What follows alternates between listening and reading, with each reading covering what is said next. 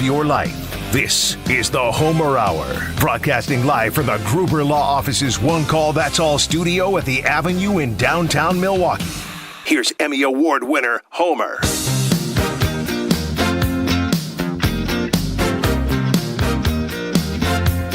The best 60 minutes of your day. Normally the Brian Bulaga Homer Hour, but with the passing of Bob Uecker, it is the Bob Uecker Homer Hour. No one can do a show like I can because no one's as old as I am. I remember Bob Uecker in his prime. Yes, he knew me well. When I was on TV and I'd come by the ballpark, he'd look at me and go, "Hey, buddy, how are you doing?" And I said to somebody, he calls me buddy. He goes, "Well, that's because he likes you. And he doesn't know your name, because when he doesn't know somebody's name, he calls you buddy. But I know this. He did not call Johnny Mac John McLaughlin buddy. I don't know what his name for him was, but often he was like Al McGuire. He'd have a different name. I don't know. But I know this was no buddy, and he knows of Bob Uecker in his prime. Johnny Mac, good evening. Hey, Homer, I got to tell you, he called me Mr. McLaughlin. See? No. And by the way, when you told that story about, hey, buddy, he did that all the time, and I had forgotten that. That's so good. People think he knew their names and he didn't. Hey, buddy. What a guy. No, he is, I think, the greatest Milwaukeean in Milwaukee history. From Milwaukee, I don't know who could be more famous than as a representative of Milwaukee than Bob Uecker. Not only for what, but how many years.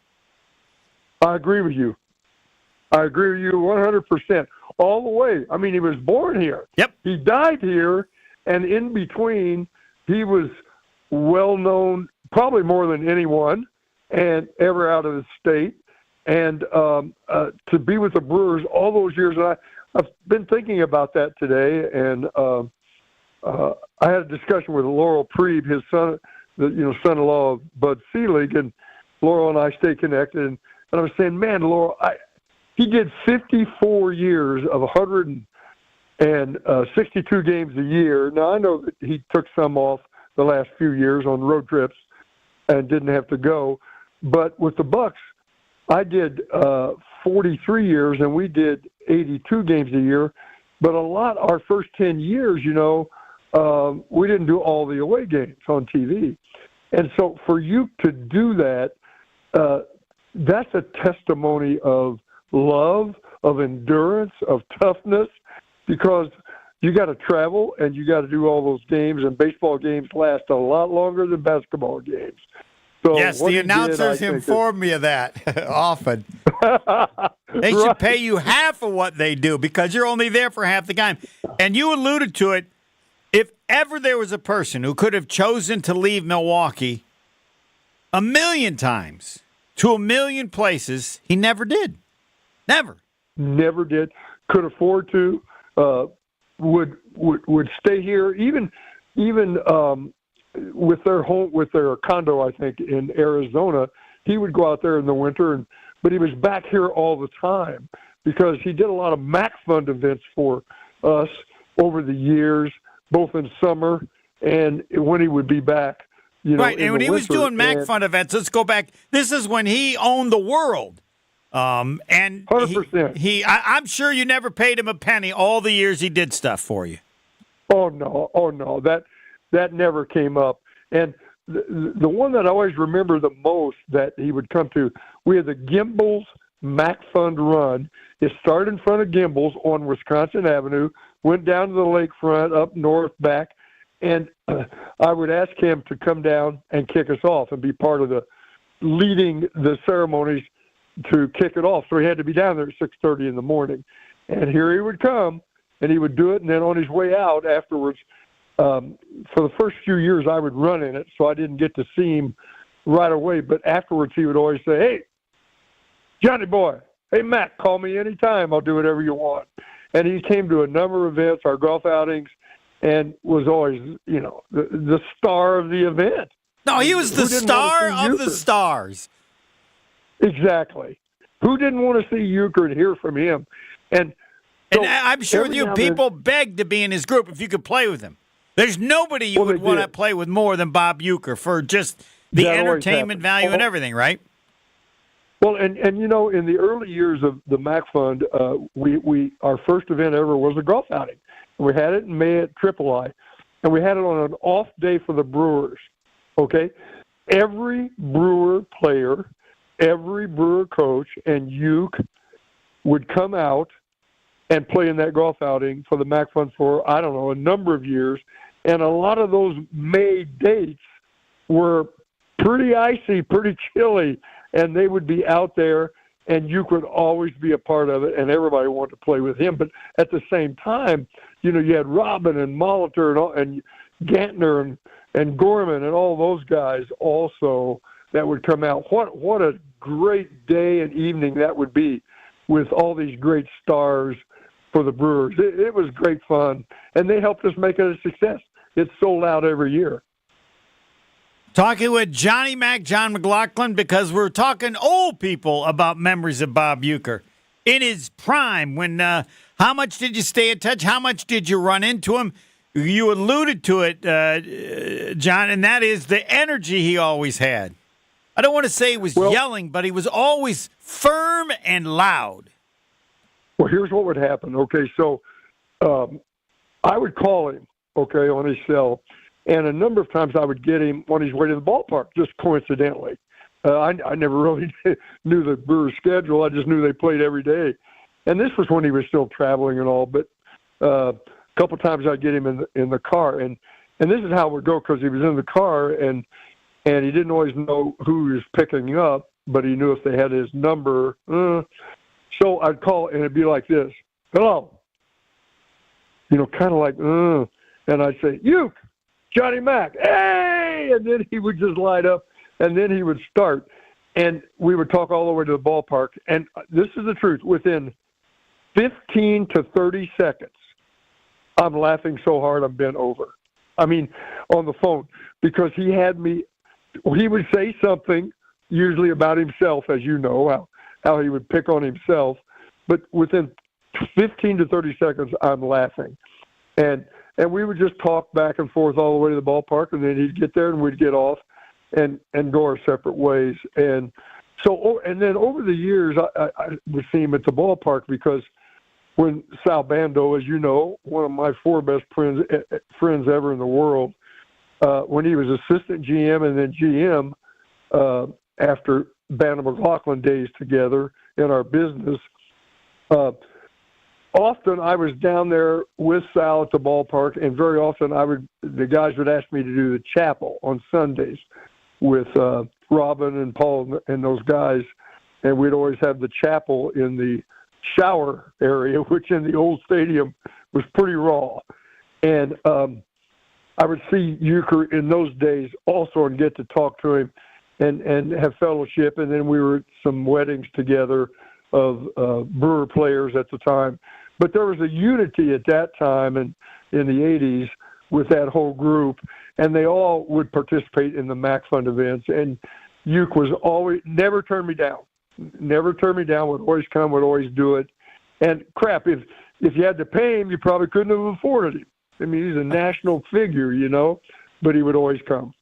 And then I would say it's amazing to me that back then, and certainly later on when he was older, but he was a player.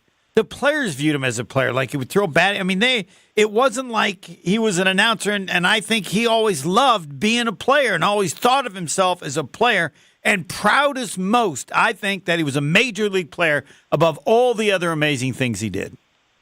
Well, Homer, think about this one, and I can't go back and do it, and I know a lot of the great announcers of the past, because baseball has a longer history in our country as the national sport than football and basketball. And so if you recall, the great well-known announcers came from baseball and radio, right? And, Harry Carey and on and on and on. But yet, to my knowledge, and I could be wrong on this, but I don't think any of them had been a player, but Uecker had and became the announcer. all of them were professional announcers Yes. from the get-go. Right. Well, you might have had an analyst who was a player, but as far as play-by-play, I think you're right. And you help me here. I think in the early days, in the 50s and the early 60s, I'm not sure a lot of those radio guys even had a color analyst. They did it. They did every inning. It all. Yep. Remember? Yep. And so Uecker has become this famous, great announcer, and yet he had been a player too.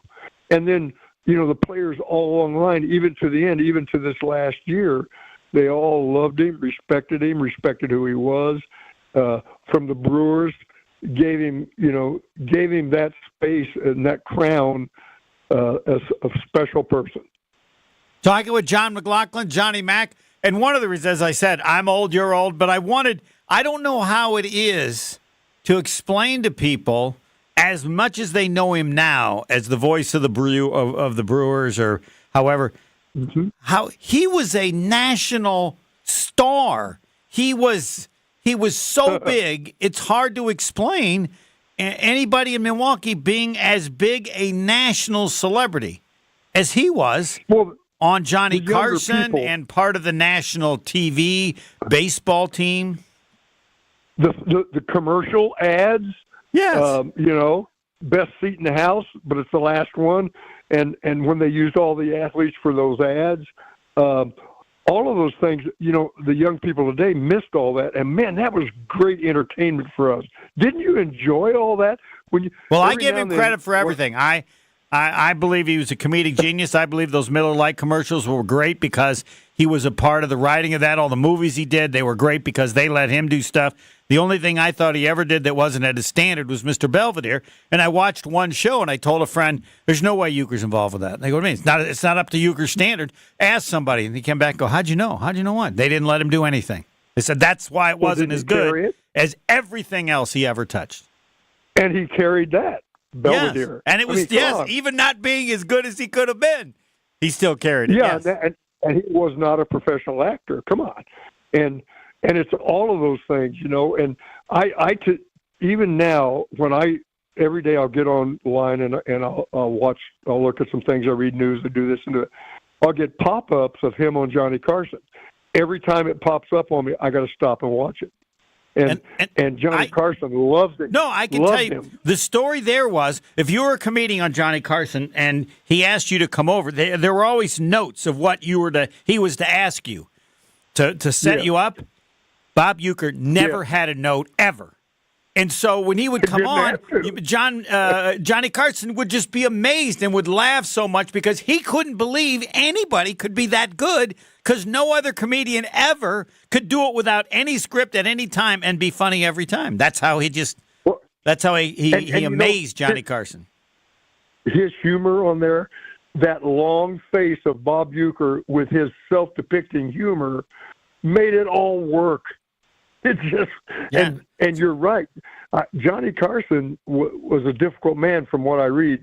Loved Uecker, loved what he did, and as we all did. I mean, you can't give him enough kudos. We just can't. No, you can't tell people how big he was, and they say they all say there'll never be another one like him, and oftentimes there is, but there won't be another Uecker. Well, no, and also the fact that he did play and he announced, and you know what? He didn't have writers. He did that. Ever. He came up with his shtick. He came up with it, and on Carson or wherever it was, he didn't have writers behind him. He did it, and that was what's so special. And every time I talked to him or was with him, it was just fun. It was just fun, and that was difficult for him. And he was 90. 90. Going to be almost 91 by just a couple of weeks. And still had great energy. Still had the rhythm of the game and the ability to do that. It's sad, but that's a pretty good run. Pretty good run. Oh, it's a great run. And I think of Bud Selig through all this because he was close to him and they were tight as friends. And you know that actually Bud is like 3 months younger than Uecker. Yep. And he's still active and going, also teaching, and doing all of these great things. So what an era, huh? Wow. Yep. Well, appreciate you coming on. And the old man's hour honoring Bob Uecker. Thanks, Johnny Mac. Hey, Homer, anytime, brother. Call me. John McLaughlin. I think the doctor of pitching, Jerry Augustine, might be next. More of the Homer Hour coming up next on 94.5 ESPN. Still a backed up ride right now, eastbound 94, heavy from about Barker Road all the way to Brookfield Road, back on the brakes from 84th Street through the Stadium interchange to 35th. Westbound, heavy from 20th Street all the way through to Mitchell Boulevard.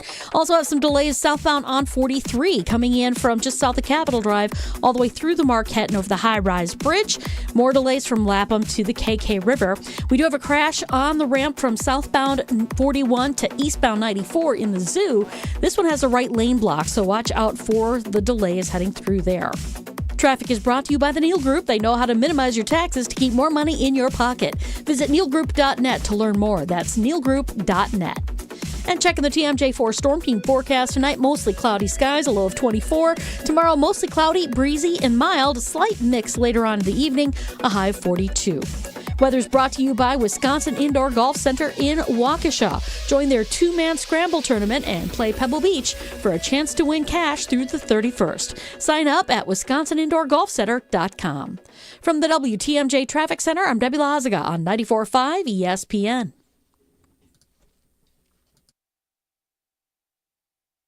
What happens when you mix a three-time Wisconsin Sports Writer of the Year with a Packers Hall of Famer? I'm not going to get into the Kringle turnover game, so that's what it needs to be. Kringle I think his legs.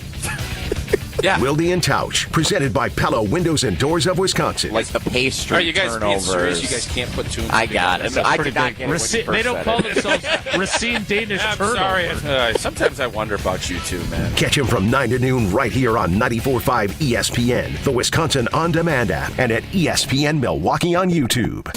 Join the roar of 18,000 Bucks fans at Fiserv Forum and be a part of the slam dunks, game-changing plays, and electrifying victories live. Witness the edge-of-your-seat action and unforgettable moments as they happen. You don't want to miss this. Grab your calendar, handpick your favorite matchups, and secure your seats for Dame time in Milwaukee and every incredible moment that comes next at bucks.com/tickets. That's bucks.com/tickets. Woo! Hey, this is Ben Brust from Kyle Brust and Nortman on ESPN Wisconsin. People can't stop screaming about the Screamin' Sicilian frozen pizza, and no wonder. There's plenty to scream about, like the buttery stone-fired crust, secret recipe tomato sauce, mounds of whole milk mozzarella, and tons of premium toppings. Find Screamin' Sicilian in your local grocer's freezer and find out for yourself why Sporked called Screamin' Sicilian's Holy Pepperoni frozen pizza the best of the best. Screamin' Sicilian, taste what all the screamin' is about.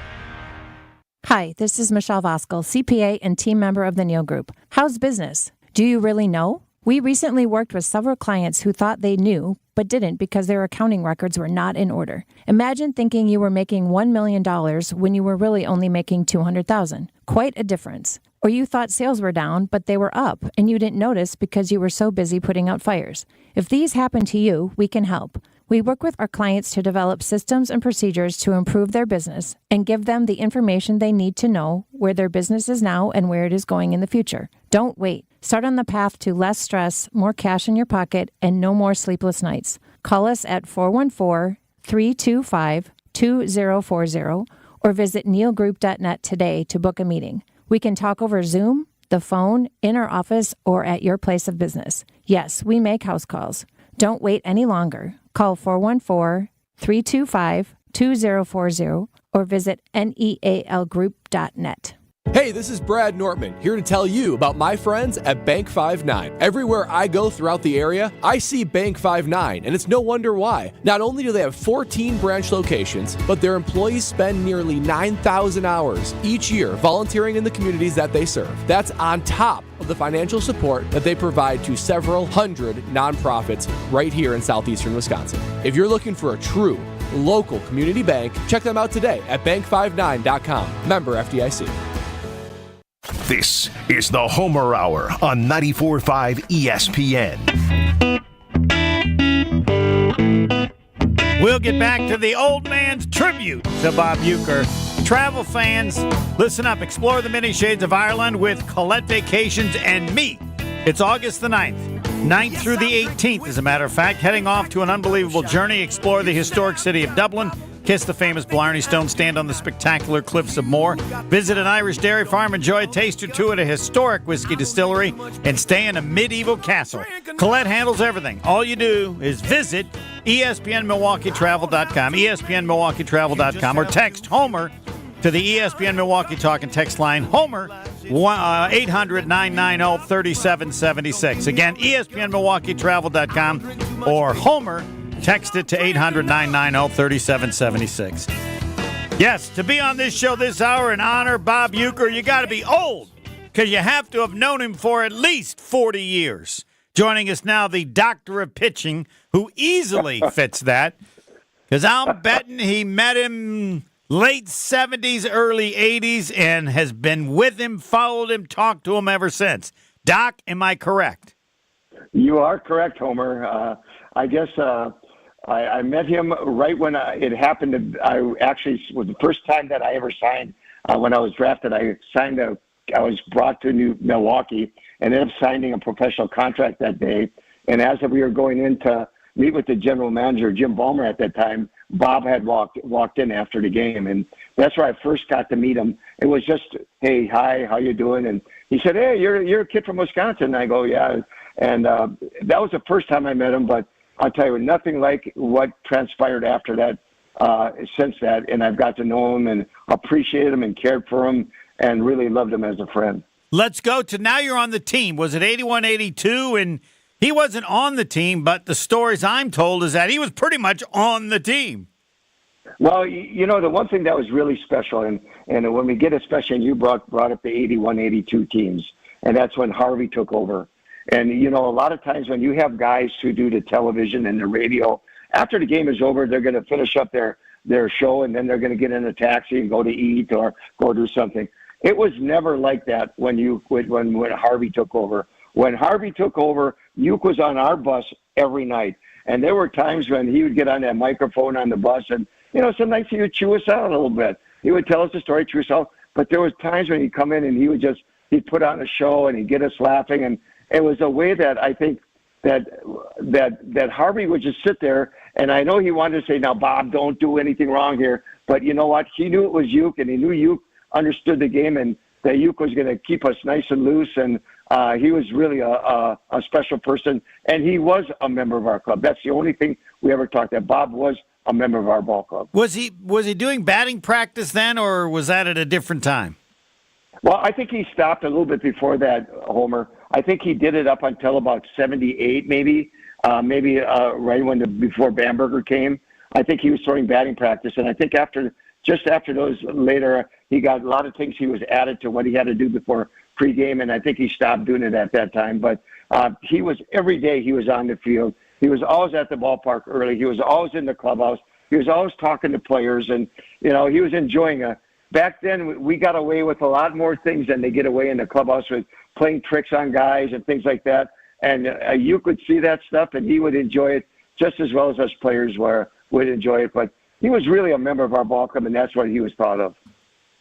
Again, these are just theories because I wasn't there, but it seemed to me he was always positive. You mentioned he was tough, but it just seemed he always had great things and was encouraging and positive and had immense respect for how good you had to be just to make it to the majors. Accurate at any of those points.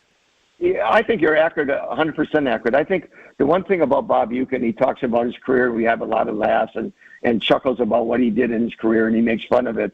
But I think he was a really good, solid player that understood the game. And I think the more he got in the game and the more he got through the game, I think he learned more and understood what it was to be a player and how hard it is to go out each and every day to play this game and do it for 162 games or a full year and do it for a career. And I think the respect that he had for the game and his knowledge of the game really showed in how he announced the games. I don't ever remember listening to Uke saying where he sounded like he was down and out. It was always something positive, and he wanted to bring something positive to the game. And he had that unique ability of taking his shortcomings or funny stories that happened through his career and he would be able to take that, reminisce about it, and yet bring it into the game of baseball and make it positive. And I think that's something special that not many people can do, and Uecker is probably going to be one of the best of all time at doing that. Not to belabor his abilities, but my assumption was he was a pitcher, and then they turned him into a catcher. I don't know if he couldn't pitch well, whatever it was, but the premise is at the time he's playing, every team had, I think, 2 catchers, and that's it. So there's 7 or 8 National League teams. There are only 16 catchers in the league. To just be good enough to have a position as a catcher in the majors was special because there were so few. Well, he was very athletic. The one thing you could tell it even when he was throwing batting practice, he'd play catch. He had a great arm. His arm, I mean, when he threw batting practice, they say catchers throw good batting practice. He threw excellent batting practice, and you could tell he was talented. He was very talented. But one thing I remember, at one time in my career, they had all the old timers and all the old Braves were in, and everybody came in. There was Sponny and Lou Burdette and Eddie Matthews and Johnny Logan and Red Shandies, and all these guys were in, and they were sitting in the room, and we had the fortune of being able to go in and meet these guys. So I went and I was just sitting. I idolized. I grew up idolizing these guys. So I sit there and I was just listening to them, and all of a sudden Uecker walks in. And they started talking, and Uecker's telling stories, and everybody's laughing. It was then I really gained a lot of respect for Uecker, because you could see that how Uecker was with his teammates, that the teammates had a deep respect for him, even though he might have not been the number 1 catcher or the number 1 player, but he was a good team player, that he had good knowledge and he played hard and that he loved the game of baseball. And I developed, when I saw that with his teammates, that really did something really special for me. And that's from that time on, I really had enjoyed him and understood when he talked about, he really understood the game. He had great knowledge of the game. And that's what he wanted to bring to people when he announced the game. And he's done such a phenomenal job. He's one of the best of all time. And when you celebrated 82, I'm sure he celebrated as well and as much as anyone. Oh, he was right in the middle of it. I think everybody kind of, when he came in the clubhouse, it was lights out. I mean, he was just with us, and his excitement for the game, and he enjoyed it. I think he enjoyed it even more than we did, because it was something special that he went through it, and he was around with the Braves, and he's all the excitement that he had going through all the years that had been. But for something special to do it with those 82 team, especially with Harvey and all the time he'd been there with Bud Selig, his very, very close friend, I think that was very special for Uecker. And I'll tell you why, when you listen to him, it was just like the last few years that he did baseball before his passing yesterday. It was like a history lesson. Every time you listened to him on the radio, you enjoyed it, because you not only got the game and you got a great game announced and what was going on in the field, but you got a history lesson about how it went through his career. And then you added the funny things with it. I'll tell you what, it doesn't get any better than that. Talking with the doctor of pitching, Jerry Augustine, we have designated him as the doctor of pitching. I don't know if anybody else is caught up on that. I also wanted to ask you about, I think the world of Robin Yount. I think as from afar, he's one of the greatest athletes I've ever been around in terms of speaking, now that he's no longer playing, because he was a horrible interview when he played, which he loves when I bring it up. Why are you so mean? Anyway, Bob Uecker and Robin Yount were best friends. Yount had to be very young when they first met. What, as you observe that, what is that accurate? And clearly, Robin Yount was just, I don't know if it's in awe or just adored, or how you would describe his affection and friendship with Bob Uecker. Well, I think when you talk about Robin's he's unique. He's special. He's Milwaukee Brewers. You get that a lot when you get with Paulie and some of the other guys. But Robin was very, very special. And I think the one thing that when you talk about Robin and his special person that he was, and the special player he was, I think when you talk about the Robin Yount situation, I think Uecker understood that. And I think Uecker understood the trials and tribulations that young players go through. And I think just by knowing that, I think he went to Robin, and I think he just talked to Robin about baseball, and he became, I don't know if you'd say a father figure. I don't know if that's the right thing to say, but I think a friend saying that, hey, I understand the game of baseball. I know you don't, every day is not going to be a great day. I understand what you're going through. And I think Robin just for that reason alone, having Uke outside the game, being with us all the time, really developed that special relationship. And then when Uke moved down here to Arizona, they got to be very close. They spent a lot of time together. I don't know if there's anybody that I know of, any player that was closer with Bob Uecker than Robin Yount, and those guys really had a special relationship, and you could really see it, the respect that each had for each other. And that's really special when you look at Bob being the age 90 that he was, and Robin playing in the early 70s, mid 70s like he did. To have that kind of relationship between a former player and a player is pretty special, and Bob and Robin had that. Talking with Jerry Augustine. All right, last question. I mean, you were around him forever from the 80s. I don't know, did he ever change? Was he the same? He just got older, but not really? Because you observed him, were with him almost the entire time, right? From the 80s all the way up to now. Homer, I can tell you honestly, doing the announcing for the Brewers, and all the times I'm still around the Brewers when I do some extra innings and things like that, and I go in the dugout. When Bob would come in the dugout, and things would be said, they'd be telling baseball stories, and all of a sudden I would see Uke's mind working a little bit. He wanted to tell a story, but someone would bring something up about an 82 time or when he played or whatever. He would tell a story, and it was so, from the 82 group that I was with, it was so spot on. He would tell the story better than it actually happened. It was like, Uke. That's better than what happened back. And it was 40 years later. It could be right. I mean, how many years? He was still telling them in 2022. I'll bet. Yeah, and he's got that, and that's what's so unique. When I listened to him in his last several telecasts that he did, Jeff Levering or whoever it was, Lane Grindle would ask him a question, and he would start telling stories about it. That stories were so spot on because I heard those stories before, and they were just spot on. And the way you could really tell that, Bob Uecker is baseball, but even more than baseball, he's Milwaukee baseball. And his love for Milwaukee, the state of Wisconsin, he didn't need anything else.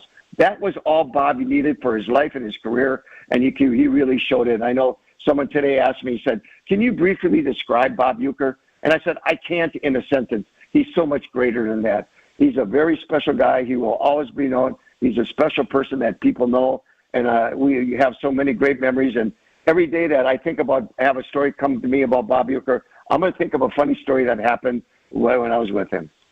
And no one ever acted in a manner to show love for Milwaukee more than Uecker.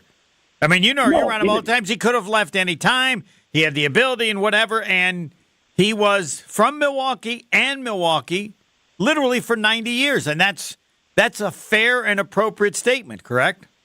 And that's all he needed. That's all he wanted. And I think you have to get a ton of credit to Mr. Selig. I mean, that bond that Bud Selig had with Bob Uecker, I mean, Bob Uecker got away with more with Bud Selig than anybody, for an owner of a ball club, than anybody I know. I mean, he would get on him constantly, and he was always on him, and Bud would just smile and laugh and said, Bob, come on now. And then he would dare say that because here you could just stay on him, but they had a great relation. Bob was the kind of guy that, like you just said, Homer, Wisconsin baseball was his number one love. But I'm going to tell you what, it is not second to Milwaukee, Wisconsin, and the people he enjoyed more than what he had in living in Wisconsin and living his whole life in Wisconsin. He wouldn't call him Bud either, would he?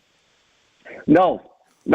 He would never. Very seldom would he ever call him Bud. He would once in a while, but not very often. He'd all say, Alan, come over here, Alan. And you could tell that once he would say, Alan, come over here, or Al, come on over here. Especially when he said Al, Bud knew that he was in trouble, that something was going to happen, and he would say, oh, boy, here we go.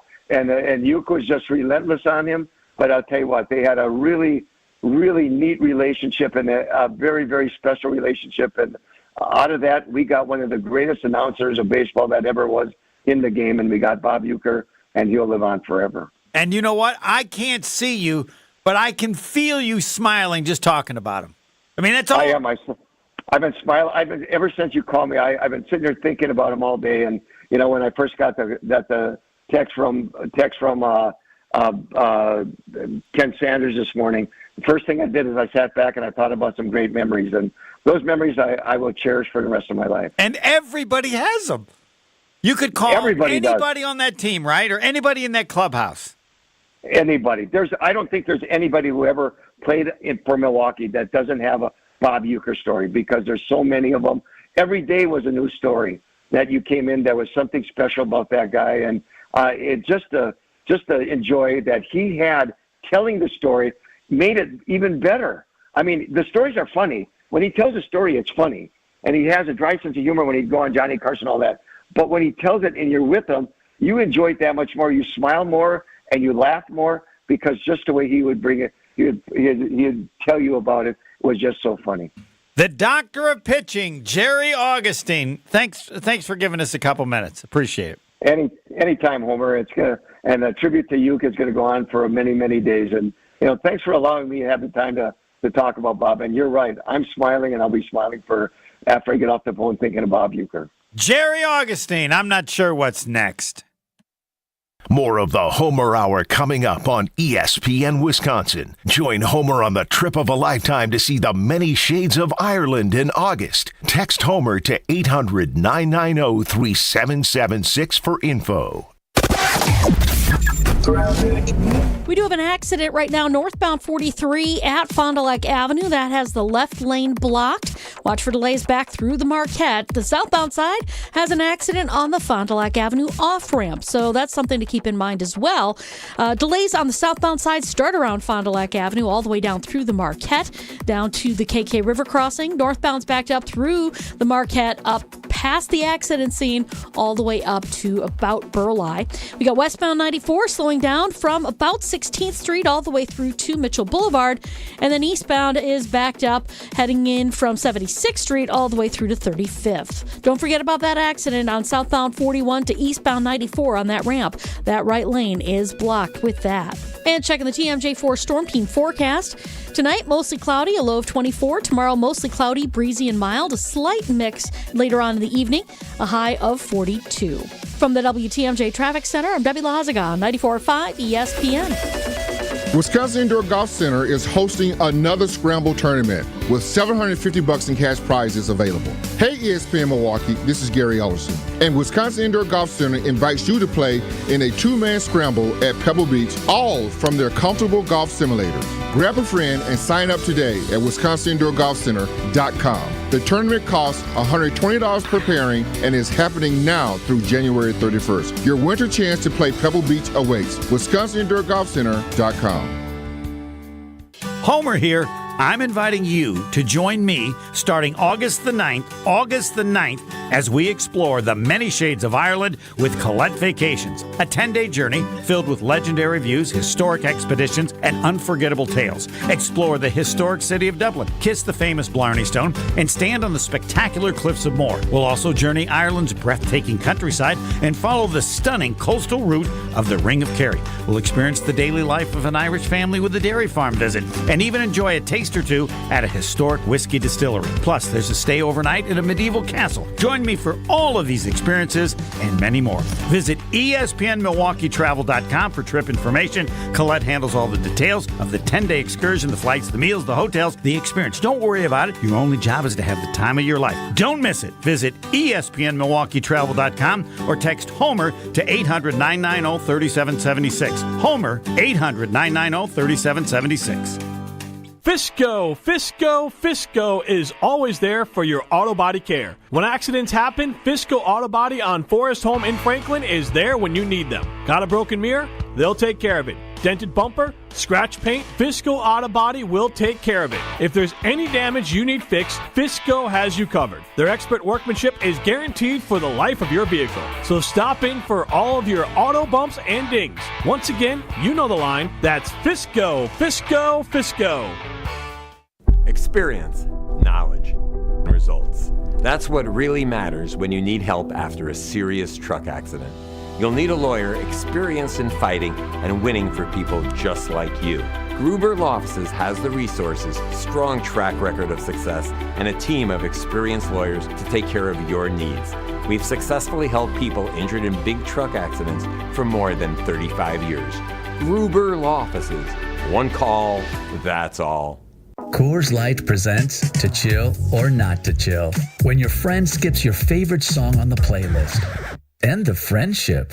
Or choose chill because that song lives rent-free in your head anyway. And you planned ahead by bringing Coors Light to the party. And the sound of that ice-cold can cracking open was music to your ears already. Coors Light. Choose chill. Celebrate responsibly. 2024 Coors Brewing Company, Golden, Colorado. You're listening to the Homer Hour on 94.5 ESPN.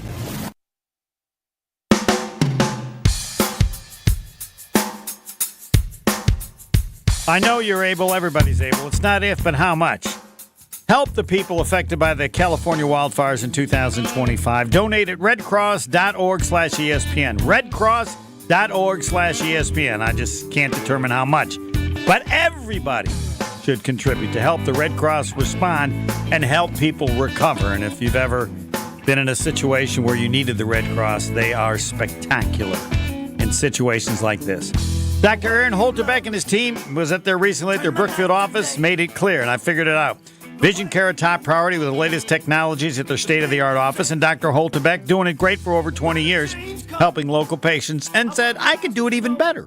I want to help more situations, and more people, more vision care. So he added Dr. Nausheen Abbas to take care of even more situations. So don't mess with your vision. Trust the experts in so many different areas, from Holterbeck Eye Center in Brookfield near the corner of Calhoun and Capitol. Whatever your age, whatever your vision problems, take care of it with the best. Learn more about their services at holterbeck.com. The old man honoring Bob Uecker. This guy's not old, but he's famous enough that I gave him a little bit of a pass. John Scott Lewinsky, writing for a network of publications, recording a total monthly readership of more than 100 million people. I believe that John Scott Lewinsky, the luckiest man in America, because all he gets to do to write all these incredible stories, may have done the last article ever with Bob Uecker. John Scott, I don't even know what to call you. What do I call you? Do you go by John? Do you go by John Scott? Do you go by the luckiest man in the world? What? No, the most interesting. The most interesting man in the world. Yes, that's what I used to use. Then you told me all these places and famous golf courses, and then I'm thinking, no, you're now lucky. All right, the most interesting man in America. Generally, to be on the show tonight, I think you had to be 70. How old are you? I'm not answering that question, but I'm not 70. Okay, we made a pass because you're so famous as an author and all the different publications you've worked for, and you did do. When was the article, and where can people find it on Bob Uecker? Okay, it was late last season. I chased him all season long with your help, and then with the help of Kent Sommerfeld. And it was made clear to me by our producer and engineer, Kent Sommerfeld, made it very clear that it would be, if it was going to happen, it would be out of the blue, last minute. So I would just have to, for weeks and months, hang on the phone and see if it came my way. And it finally did, late in the season. And you can find it it's at Barron's Magazine, so that's just BARRONS.com. Or you can search just Uecker and my last name. It'll come up. That last name would be Lewinski. Thank you. All right, what was it like? Correct. You'd never met him before, I don't think, had you? No, it takes a lot at this point because I'm almost 70 that nothing, I don't get nervous much in this job. I got nervous talking to you, of course, and then beyond that, it takes nice. something to get me worked up. And I was nervous going into this because I can remember him calling Sixto Loscano Grand Slams and such when I was a toddler almost. I don't know baseball without him, so I'm very keyed up for the interview. And then he's just as sharp and as matter of fact. So where did it end up being? The specifics of how that played out? All of a sudden, one day you get a call, or? Yes, exactly right. I'm gardening at the time, and I get a call from producer and engineer Ken Sommerfeld telling me, how about now? And I'm filthy, and I've got dirt all over the place. I had to run and find like an old notepad and a pencil in my garage and just said, hey, if you're ready, shoot, I'll be here. He said, I'll call you back in 2 minutes. And he did, but just as I pick up the phone, I hear Mr. Baseball's voice in the background, and I'll bleep this, but he basically said, make sure he puts it on effing speakerphone. So I put it on effing speakerphone, and it couldn't have gone better. The trickiest thing was Barron's and Wall Street Journal and the publications that I write for, these particular two, like if you talk philanthropy, because it's a wealthy readership, and they kind of go back and forth with what causes to donate money to and such. And I pushed on that, but he wasn't big on. He certainly was happy to do it and liked doing it, but he wasn't big on talking it up. Homer, you do a ton of charity work. You don't talk it up. You don't go on and on about it. So he wouldn't either. But I sort of had to nudge him along, and I got some of that out because the amount of causes he contributed to over the years would, I wrote 1,200 words. I could have done 1,200 words just on that. And he just sort of shrugged it off, saying, if anybody needs my help or something, I'll do it. No questions asked. And late in his life, he lost a daughter to ALS, to Lou Gehrig's disease. And he spent a lot of his later years, I know, working with those charities to raise money for ALS research. So what else did you ask him about? He's 90 or 89, I don't know. I had some selfish things I wanted to ask him. I wanted to ask him where he came up with his deadpan style. I don't think people realize that after he played his brief career, he went into stand-up first. He was a stand-up comic for a little while. Really? I didn't know that. And he would do like the MC circuit. So like an after-dinner speaker, but as a comic. And he said those environments, silliness didn't play. He said it was partly his Milwaukee upbringing. The Midwestern upbringing is not necessarily silly. And he said it was just played better if he made himself the joke. And he spent however many years, 30, 40 years, 50 years, making himself the joke and playing it straight and just getting a ton more laughs that way than any other. You never saw him crack up at his own gag, ever. Yeah, that's correct. So the kind of thing I wanted to know was about that. And I didn't want to ask him here's another problem when you're interviewing a guy who's sharp, 90 years old, and a media legend is, what could I come up with that he hasn't already said or been asked? And? So the best I could do is some of those philanthropy questions, because other words, I couldn't. He was just so cool and so sort of kicked back and called me Johnny all the time. And the only people who call me Johnny is my mom. But it was okay for the legend. And I'm not ashamed to say I wept today.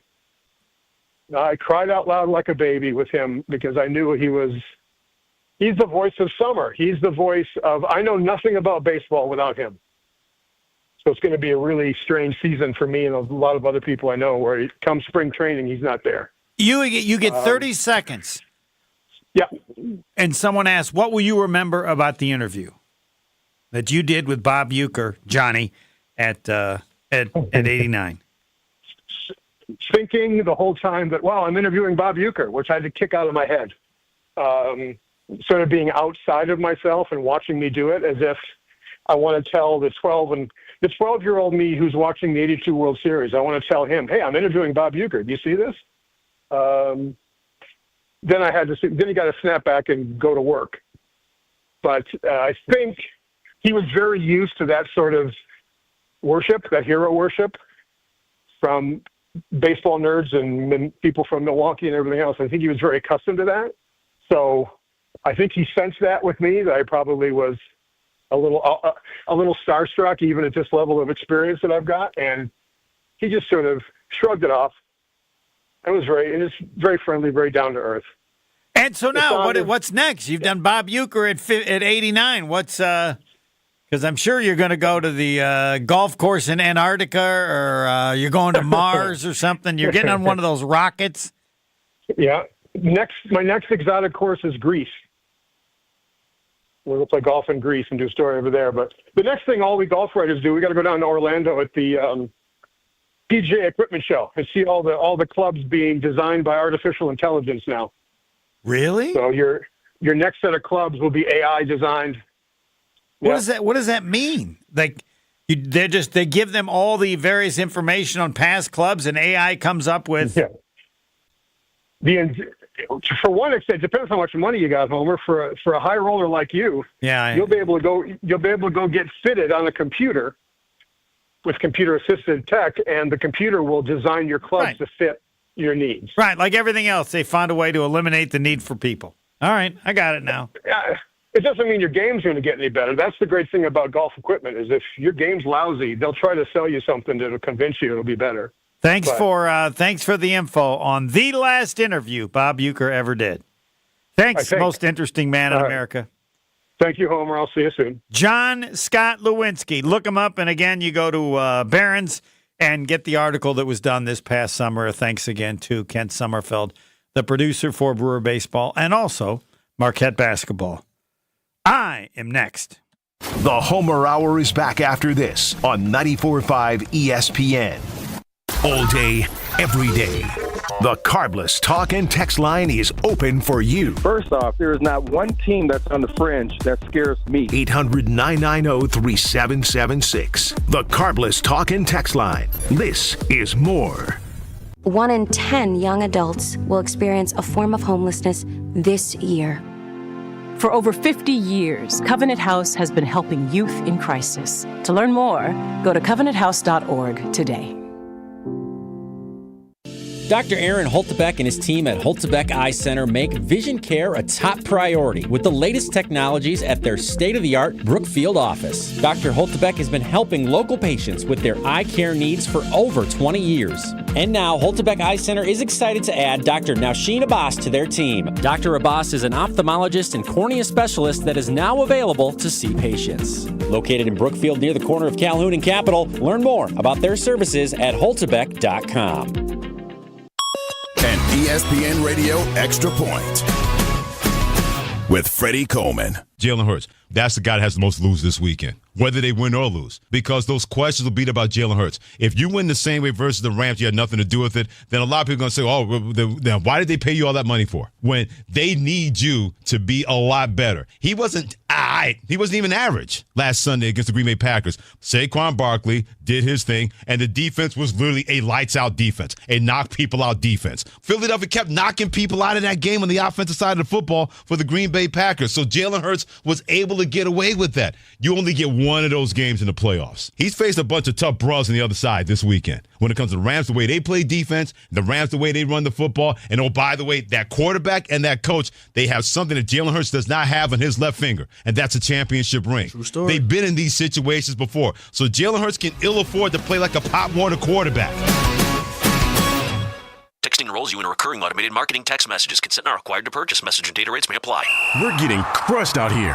What's going on with you, Nick? You used to be the unstoppable king of flag football. I'm feeling my age. At 40, I feel like I can't keep up anymore. Is it lower testosterone? Lower T? Yeah. When you turn 40, you have less testosterone. It's harder to stay lean and get the same results you used to get. That's why I take Nugenix Total T. I know Nugenix. It really gives you an edge. No question. At work, the gym, the bedroom, Nugenix turned back the clocks. Now I've got the same energy that I did in my 20s. I want to try Nugenix. All right, time out. Guys, go text Nugenix and get yourselves a complimentary bottle to try. Text SPIRAL to 42424 right now for your complimentary bottle of Nugenix Total T. It's the #1 selling testosterone-boosting brand at GNC and Walmart. Do it now, and they'll also send you a bottle of Nugenix Thermo X, their newest, most powerful fat burner ever, absolutely free. Text SPIRAL to 42424. That's SPIRAL to 42424. These statements have not been evaluated by the FDA. This product is not intended to diagnose, treat, cure, or prevent any disease. Bucks fans, join us for our 414 All Nights, a celebration of our diverse fan base where we showcase fan stories and highlight their unique and impactful contributions to our community. Come for the amazing Bucks basketball action. Stay for the recognition of our amazing fan base at our 414 All Nights, where diversity is embraced and every fan is celebrated. Go to bucks.com/impact for dates and details.